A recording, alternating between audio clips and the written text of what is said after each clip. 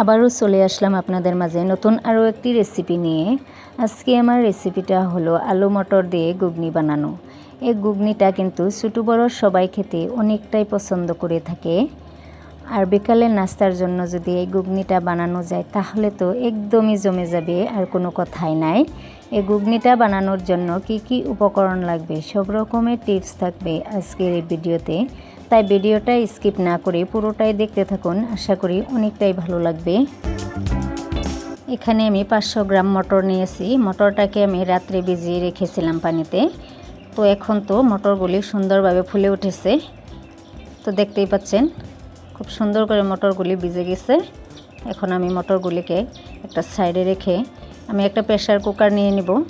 Pressure কুকারে আমি মটরশুঁটিগুলি দিয়ে দিব, দিয়ে আমি ভালো করে এটাকে সিদ্ধ করে নেব।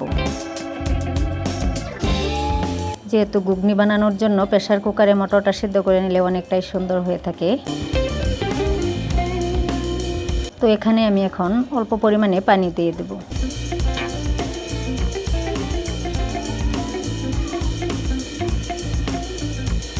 পানিটা দেওয়ার পর আমি এখানে দিয়ে দেব পরিমাণ মতো লবণ, আর দিয়ে দেব আমি অল্প হলুদ গুঁড়া। এটাতে হলুদ কালার আসার জন্য আমি হলুদ গুঁড়াটা দিয়ে দিলাম। আর আমি 2টা ছোটো সাইজের আলু আমি ছোট ছোট সাইজ করে কেটে নিয়েছি। আলুটা আমি এখানে দিয়ে দেব।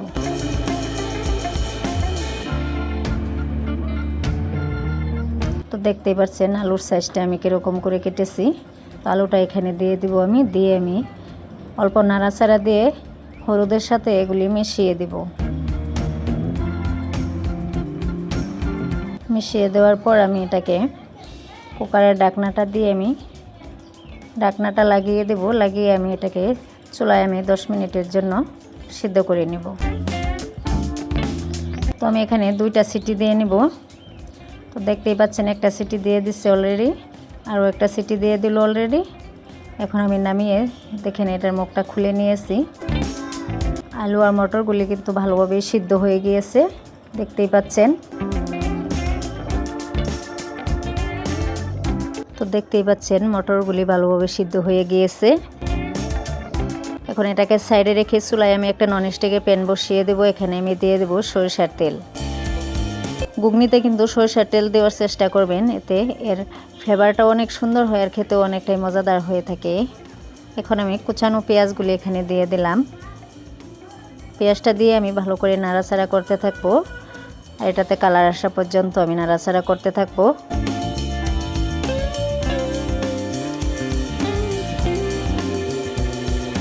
এখন আমি দিয়ে দেবো এখানে 2টো তেজপাতা। তেজপাতাটা দিয়ে অল্প নাড়াচাড়া দিয়ে আমি এখানে দিয়ে দেব টমেটো কুচি, কাঁচা লঙ্কা কুচি দিয়ে দিলাম। দিয়ে অল্প নাড়াচাড়া দিয়ে দিব আমি। আর আদা বাটাটা আমি এখানে দিয়ে দিব। দিয়ে আমি এগুলির সাথে নাড়াচাড়া করে আমি মিশিয়ে নিব।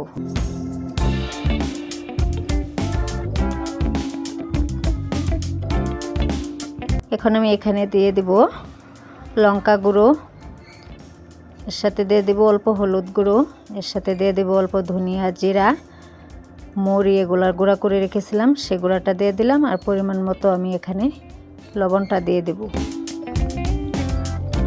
দিয়ে আমি এগুলি একসাথে মিশিয়ে নাড়াচাড়া দিয়ে অল্প ভেজে নিব। নিয়ে আমি এখানে অল্প পরিমাণে পানি দিয়ে দেব এটা কষানোর জন্য। তো আবারও আমি নাড়াচাড়া দিয়ে পানির সাথে মশলাটাকে মিশিয়ে দিব।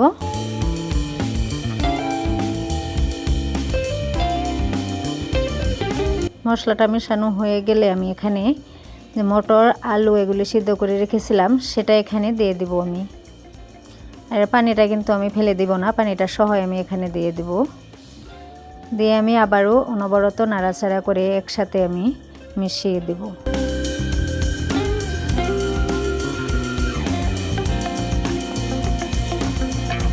এইভাবে নাড়াচাড়া করে মিশিয়ে দিয়ে আমি এটাকে 5 মিনিটের জন্য ঢাকা দিয়ে দিব। 5 মিনিট পর আমি আবারও ফিরে আসলাম। তো দেখেন এটা কিন্তু কষানো হয়ে গিয়েছে। এখন আমি এটাকে ভালো করে নাড়াচাড়া দিয়ে নেব। অনবরত এটাকে নাড়াচাড়া করতে হবে। যারা ভাবতেছেন ঘুগনি কিভাবে বানাবো তাদের জন্য আজকের এই ভিডিওটা। এখন আমি এখানে পরিমাণ মতো পানিটা দিয়ে দিব। পানিটা আপনাদের পরিমাণ মতো আপনারা দিয়ে দিবেন। তো আবারও আমি একসাথে নাড়াচাড়া দিয়ে সবগুলি মিশিয়ে দিব। এইভাবে গড়ে ঘুগনিটা বানিয়ে একবার খেয়ে দেখবেন, অনেকটাই সুস্বাদু হয়ে থাকে। আর যে একবার খাবে সে কিন্তু বারবার খেতে চাইবে এই ঘুগনিটা। এই স্টেজে আমি এখানে দিয়ে দেব বাঁধাকপি।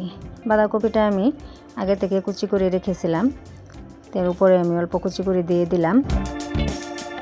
দিয়ে আমি অল্প নাড়াচাড়া দিয়ে এগুলোর সাথে মিশিয়ে এটাকে আমি 10 মিনিটের জন্য এখন ঢাকা দিয়ে দেব। 10 মিনিট পর আমি আবারও ফিরে আসলাম। দেখেন আমার ঘুগনিটা কিন্তু একদম 90% কুক হয়ে গিয়েছে। ঘুগনিটা একদম রেডি হয়ে গিয়েছে, দেখতেই পাচ্ছেন। এটাকে অল্প অল্প করে আমি নাড়াচাড়া দিয়ে এটাকে আমি ম্যাশ করে দেব।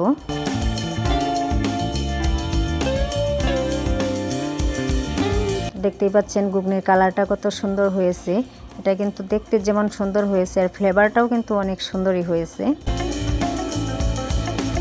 এখন আমি এটার উপরে দিয়ে দেব আবারও বাঁধাকপি কুচানো। অল্প করে আমি বাঁধাকপি কুচানো দিয়ে দিলাম আর পেঁয়াজ কুচানো দিয়ে দিব।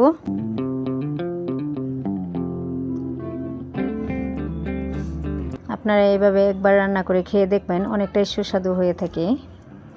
আর এখন দিয়ে দিব আমি অল্প পরিমাণে ধনিয়া পাতা কুচি। ধনিয়া পাতাটা দিলে কিন্তু এর ফ্লেভারটা অনেক সুন্দর হয়।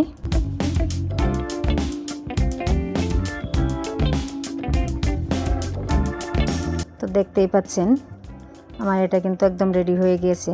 কাঁচা লঙ্কা অল্প ছিটিয়ে দিয়েছি আমি। এখন আমি নামিয়ে নিলাম। একটা প্লেটের মাঝে আমি নামিয়ে নিব। তো ঘুগনিটা দেখেন, দেখতে যেমন সুন্দর হয়েছে খেতেও কিন্তু অনেকটাই মজাদার হবে।